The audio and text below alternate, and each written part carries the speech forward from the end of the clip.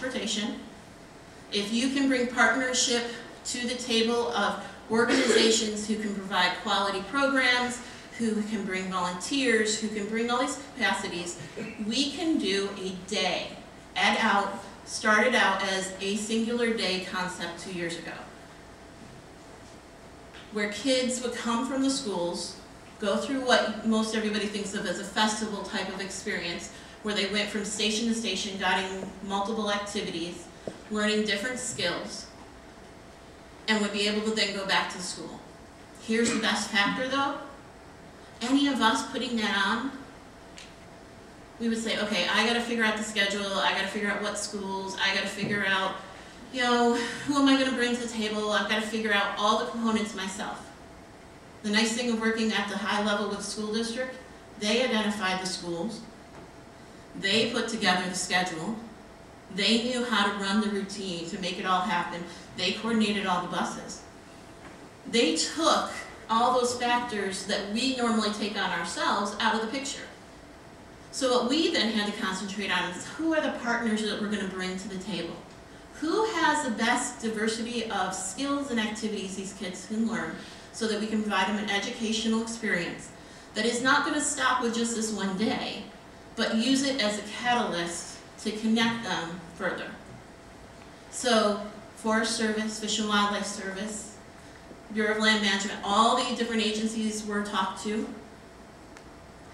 Derek was also great to make sure that sometimes we put our heads back on and we went into our silo, and so he forced us back out and said, well, where's NASA?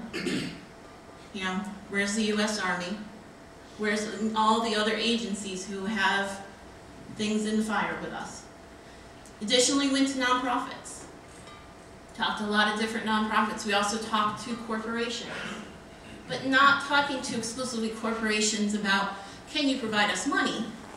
Of course, we needed some support for money, because buses are not cheap. Unfortunately, we have yet to come up with the best hybrid bus. So buses are not cheap, diesel fuel is not cheap, but they also have stake in the game. I worked for a long time with a combination of corporations that most people think, why would they care? One being Motorola, and one being the Shell Oil Company. Everybody says, oh, NWF working with Shell Oil Company. They have stake in the game from a couple things. One, who is taking their place? Because guess what? Everybody who's a baby boomer generation is not just in the federal government, they're in every sector. And someday, knock on wood, that the financial system stays stable, people might want to retire. They have stake in the game because they don't have people to come take their place.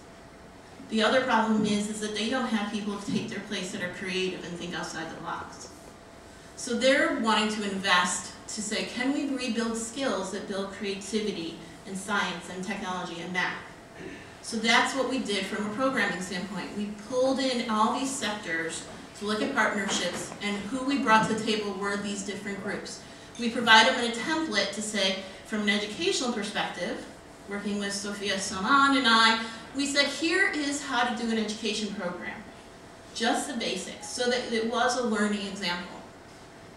Through these set of collectives, in one day, the first year,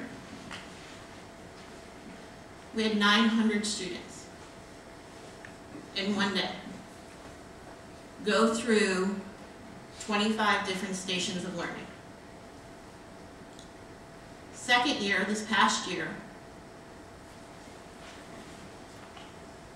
school district asked us to scale it back because they had an unforeseen test come up that they had to administer. But that was the other thing about working in the school district. They knew when all their testing was, and it wasn't up to us, and they could figure it out. And they could get the schools to do what they needed to without us trying to figure out, will it work? We had 700 students this past year. 4th grade and 7th grade. The exciting thing is the diversity of the different learning stations, that they were using technology. We ran a GPS. So they were doing a trail, they're running around, as Derek can probably attest to, they're running around madly looking for the trail of GPS stations that I left to do the activities. 90% of those kids, we assume, they would know how to use GPS. They didn't know how to use it. Because they're used to someone always telling them how. Me stepping back and just saying, I'll show you the basic couple things, but you gotta figure it out. The school district now has it. They have GPS trails running through schools as part of their PE class because kids are active. But it's also part of their science curriculum because they're learning about science, and it's part of their technology courses because they get technology. They just hit 3 of their standards of learning in one fell swoop. So one of the goals that you can think of using this template of an ed out situation, again, more information in your packet, is thinking about how do you hit a school district level approach to look at it from a business standpoint, bring in the partners, and use it as a catalyst as a first step. So what happened? You said, well, they came for one day. That doesn't change the world. The answer is then we could provide them with the additional programs of those partners. So they can use Nature Find and find out Forest Service and Fish and Wildlife Service and places to go visit. They can use all the different programs that partners brought on a consistent basis. It introduced many of the partners who, I will tell you, it is not easy getting into a school district. You have to have patience to really get them to buy in. But once you do, you open up, such as in Prince William County, that's close to 500 schools that you now can work with easier than going school by school by school. So that when we go back, the model is set and you can just fill it in and move forward. So that's what the template can do from working with partnerships, bringing in the educational curriculum and tying it with a business model so that you can be successful for outreach. It helped us from an personal organizational perspective to introduce us to Prince William County School District at a high level that we had not been involved with. Since then, we have Fairfax County. We've been working also with Houston. We've been working with Chicago and other school districts to start introducing us to some of the similar concepts in addition to our other programs. You might notice that a lot of those schools are some of the top 4 or 5 school districts within the country. So it's not an easy task, and the biggest thing is know that it's going to take time up front and that you need to be willing to invest for the long term if you really want to work with schools. I think Vanessa can attest to that too, is schools take time, especially nowadays, but the more you align to what they need, the better that you're going to be. Thanks.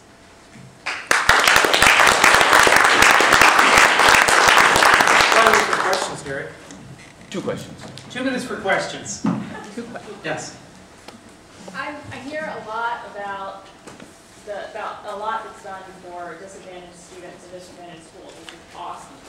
But I was wondering if there's anything done, if you think about sort of a sustainability and a stewardship perspective, done to maybe middle and upper middle income students whose parents are both working and crazy and just want to go to the beach for vacation and don't necessarily think about, they're the ones that can afford to go, but maybe they don't think about going because it's just not something they ever did when they were growing up.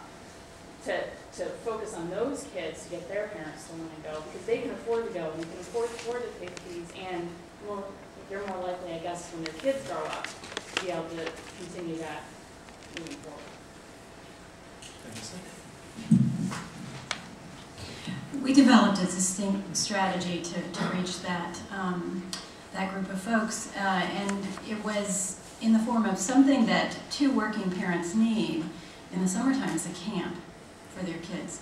So we developed a coastal camp at our Golden Gate, Marin Headlands location. And these are affluent families that live in Marin County and are commuting into San Francisco for work. And this is getting their kids in a camp experience in the summer while they're working. And the hope is that that translates for the family. But we do serve private schools. We have a lot of private schools involved. And then we focus on some mentorship opportunities and leadership training to move students, from whatever background up the ladder of influence with their peers and community. So really an emphasis on taking it back to the school community and transferring that experience. So a couple of strategies there. One more question, Dara? Is that okay? Somebody had their hand up in the back? Or? Okay. Well, I'd like to thank the panel, and if you have any questions, I'll be very glad